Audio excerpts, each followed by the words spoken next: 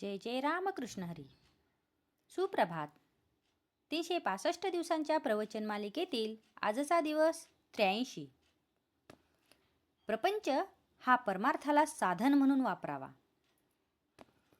आपले खरे समाधान हे भगवंताजवळ आहे आणि ते मिळवण्यासाठी भगवंताचे प्रेम आम्हाला लागणे जरुरी आहे.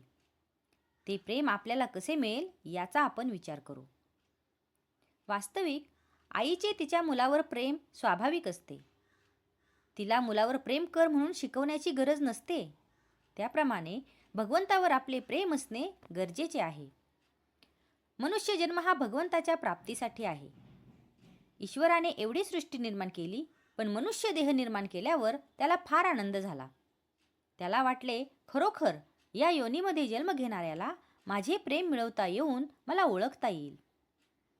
असे असताना मनुष्य प्राण्याला भगवंताचे प्रेम स्वाभाविक का बरे असू नये? मनुष्य प्राणी हा नेहमी आनंदासाठी धडपडत असतो. मग या धडपडीतून भगवंताचे प्रेम त्याला का बरे येऊ नये?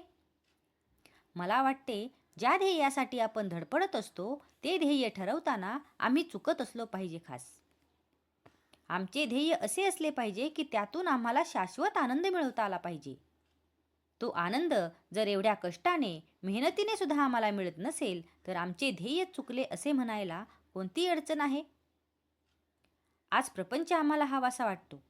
प्रपंचातल्या नाना तऱ्हेच्या गोष्टी आम्हाला सुख देतील असे वाटते आणि त्या मिळवण्यासाठी आम्ही रात्रंदिवस झटत असतो. वस्तूसाठी चाललेली आमची धडपड ही खरे पाहता त्या वस्तूसाठी नसून त्यातून मला आनंद मिळेल या कल्पनेने, त्या आनंदासाठी आम्हाला ती वस्तू हवी असते.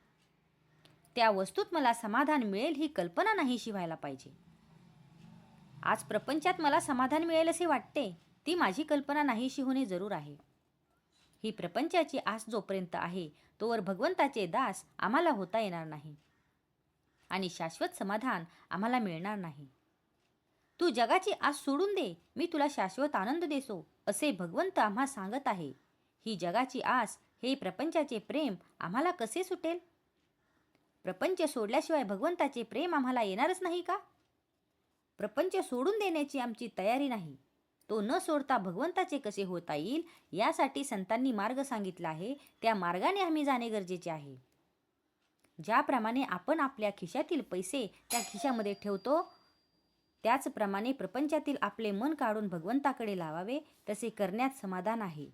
भगवंताला अशी प्रार्थना करावी की देवा, प्रारब्धाने आलेले भोग येऊ दे, पण तुझे अनुसंधान मात्र चुकू देऊ नकोस. दिवा जळायला हवा असेल तर त्यामध्ये सतत तेल घातले पाहिजे.